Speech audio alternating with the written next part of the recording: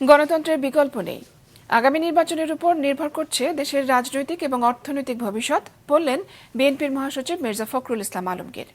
দুপুরে ঠাকুরগাঁও জেলা শিল্পকলা একাডেমির হলরুমে সদর ও রুহিয়া থানা বিএনপির বর্ধিত সভায় এসব কথা বলেন তিনি। বিএনপি মহাসচিব আরও বলেন, সামনে সতর্কতার সাথে পা ফেলতে হবে।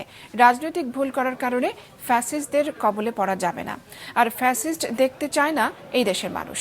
মির্জা ফখরুল বলেন, দানবীয় দুঃশাসনের পরে ছাত্র জনতার গণ অভ্যুত্থানে একটি গণতন্ত্র ফিরে এসেছে। যারা এই গণ অভ্যুত্থানে যোগ দিয়েছেন সবার প্রতি কৃতজ্ঞতা জানান তিনি। আমাদের মানুষ নির্বাচন চায়। তারা এই 15-16 বছর যে ভোট দিতে পারেনি, আবার তারা ভোট দিয়ে তাদের নিজস্ব প্রতিনিধি নির্বাচিত করতে চায় এবং সেই সরকারের মাধ্যমে বাংলাদেশের অর্থনীতিকে আবার সচল করে একটা সমৃদ্ধশালী গণতান্ত্রিক বাংলাদেশ নির্মাণ করতে চায়।